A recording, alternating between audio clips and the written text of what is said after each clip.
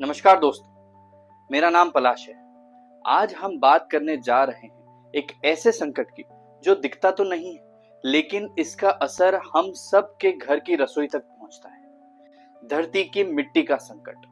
आप सोच सकते हैं, अरे मिट्टी ही तो है, खेत में पड़ी रहती है। लेकिन सच्चाई ये है कि अगर यही मिट्टी कमजोर हो गई तो खेती बंद, खाना महंगा और इंसान भूखा हो जाएगा। इस वीडियो में हम बात करेंगे मिट्टी क्या है, इसका स्ट्रक्चर कैसे काम करता है, मिट्टी को नुकसान कैसे और क्यों हो रहा है, कुछ ग्लोबल साइंटिफिक फैक्ट्स और केस स्टडीज और प्रैक्टिकल सॉल्यूशंस जिससे हम इसे फिर से जिंदा कर सकते हैं। आइए तो सबसे पहले जानते हैं कि मिट्टी की परिभाषा और उसकी संरचना क्या होती है। मिट्टी सिर्फ धूल नहीं होती, यह एक जिंदा और सक्रिय इकोसिस्टम है, एक्टिव इकोसिस्टम। एक हेल्दी मिट्टी में 5 जरूरी हिस्से होते हैं।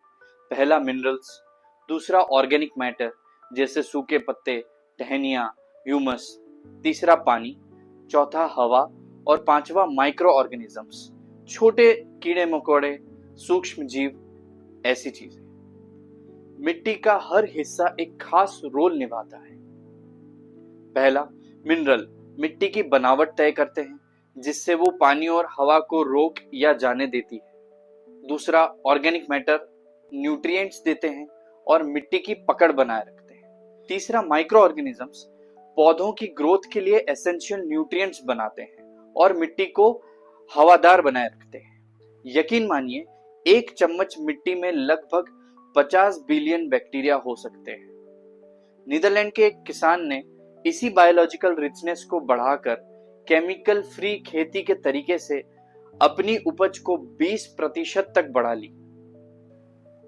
चलिए अब बात करते हैं कि मिट्टी का ग्लोबल हेल्थ स्कोर और वर्तमान स्थिति क्या है। FAO एंड एग्रीकल्चर ऑर्गेनाइजेशन के अनुसार हर साल करीब 24 बिलियन टन मिट्टी इरोड हो जाती है। दुनिया की 33% मिट्टी पहले से ही मॉडरेट से हाईली डिग्रेडेड है। भारत में 147 मिलियन हेक्टेयर भूमि डेजर्टिफिकेशन और डिग्रेडेशन की चपेट में है। इतनी मिट्टी नष्ट होने का मतलब है कि हमें फ्यूचर में फूड सिक्योरिटी के लिए सॉइल को प्रायोरिटी पर लेना ही होगा।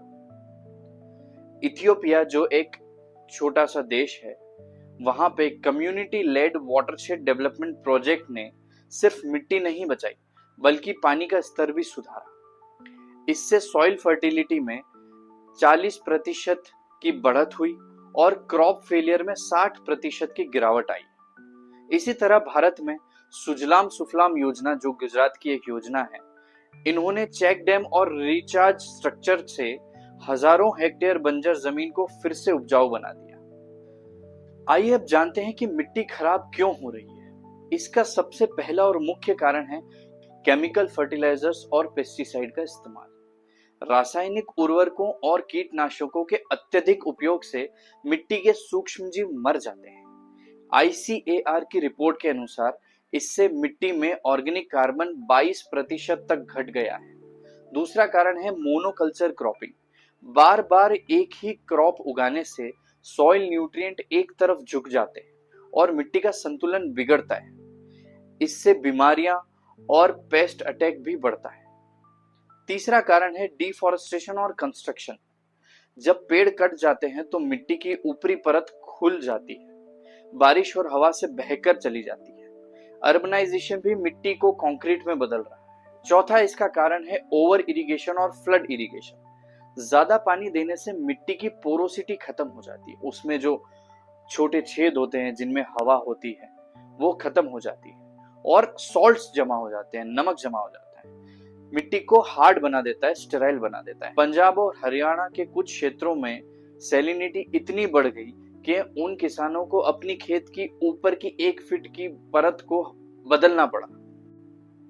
पांचवा इसका कारण है हैवी मशीनरी। बार बार ट्रैक्टर या हार्वेस्टर चलाने से मिट्टी कॉम्पैक्ट हो जाती है। इससे जड़ों को ऑक्सीजन नहीं मिल पाती और पानी एब्जॉर्ब नहीं हो पाता। अब जानते हैं कि क्लाइमेट चेंज, जिसे हम जलवायु परिवर्तन कहते हैं, और सॉइल क्राइसिस का क्या कनेक्शन है। क्लाइमेट चेंज से मिट्टी का डिग्रेडेशन और तेज हो रहा है। हैवी रेनफॉल मिट्टी को बहा देती है जिससे इरोजन बढ़ता है और लंबे समय तक सूखा मिट्टी की मॉइस्चर खत्म कर देता है और वो हार्ड क्रस्ट में बदल जाती है। आईपीसीसी की रिपोर्ट कहती है कि डिग्रेडेड सॉइल क्लाइमेट एडेप्टेशन को मुश्किल बना देती है क्योंकि वो मॉइस्चर और कार्बन स्टोर नहीं कर पाती। ब्राजील के एक क्षेत्र में सोयाबीन मोनोक्रॉपिंग के कारण 50% वहां की सॉइल और उसके सॉइल के अंदर के सूक्ष्म जीव की लाइफ नष्ट हो चुकी है। वहीं दूसरी ओर न्यूजीलैंड में रोटेशनल ग्रेजिंग और रीजनरेटिव टेक्निक से सॉइल का मॉइस्चर और बायोडायवर्सिटी दोनों में सुधार हुआ है। आइए अब जानते हैं कि इसका असर इकोनॉमी, फूड और सोसाइटी पे कैसे पड़ता है। सॉइल डिग्रेडेशन सिर्फ एनवायरमेंटल नहीं बल्कि इकोनॉमिक और सोशल इश्यूज भी लाती है। खराब सॉइल मींस खराब पैदावार, इससे खाने की लागत बढ़ती है और अफोर्डेबिलिटी घटती है। किसान को ज्यादा फर्टिलाइजर और पानी लगाना पड़ता है जिससे उनकी लागत बढ़ती है और उनकी इनकम में कमी आती है। भारत के बुंदेलखंड इलाके में मिट्टी की गिरती हालत ने हजारों लोगों को खेती छोड़कर माइग्रेशन वर्कर बनने पर मजबूर कर दिया। एफएओ के अनुमान है कि ग्लोबल सॉइल डिग्रेडेशन से हर साल करीब 400 बिलियन यूएस डॉलर का इकोनॉमिक लॉस होता है जो जीडीपी का लगभग 5% है। आइए अब जानते हैं कि इसके सॉल्यूशंस क्या हो सकते हैं ग्लोबल और लोकल लेवल पे। पहला है रीजनरेटिव एग्रीकल्चर। रीजनरेटिव एग्रीकल्चर जैसे क्रॉप डाइवर्सिफिकेशन, बहुत सी अलग अलग तरीके की किस्में उगाना, जीरो टिलेज, ये कुछ ऐसे तरीके हैं जिससे आप अपनी मिट्टी को रीजनरेट कर सकते हैं, केमिकली भी और फिजिकली भी। किस द ग्राउंड एक एग्जांपल है यूएसए का। ये मूवमेंट ने 20 लाख एकड़ डिग्रेडेड लैंड को रिस्टोर किया। दूसरा महत्वपूर्ण इसमें स्ट्रेटेजी हो सकती है agro forestry and natural farming. पेड़ और फल के साथ उगाने से सॉइल इरोजन कम होता है और बायोडायवर्सिटी बढ़ती है। सिक्किम और हिमाचल प्रदेश में इसके बहुत अच्छे रिजल्ट देखे गए हैं। तीसरा तरीका है बायो फर्टिलाइजर और कंपोस्ट का खाद इस्तेमाल करना। जैविक खाद में मिट्टी माइक्रो ऑर्गेनिज्म को रिवाइव करती है। आईसीएआर ने बताया है कि बायो फर्टिलाइजर्स की वजह से उपज में 15 से 20% की बढ़ोतरी संभव है। चौथा तरीका है सॉइल टेस्टिंग और हेल्थ कार्ड्स। भारत सरकार की योजना से अब तक 12 करोड़ किसानों को उनकी मिट्टी की सच्चाई पता चली है जिससे वो कस्टमाइज न्यूट्रिशन देके अपनी मिट्टी को फिर से रीजनरेट कर पा रहे हैं। इसके बाद आता है कम्युनिटी इनिशिएटिव। केनिया का एक एग्जाम्पल लेते हैं। केनिया की ग्रीन बेल्ट मूवमेंट का उदाहरण है। इसने लाखों पेड़ लगाकर इरोजन कम किया और जो अपनी मिट्टी की ऊपरी परत थी, जो उपजाऊ परत थी, उसको रिस्टोर किया।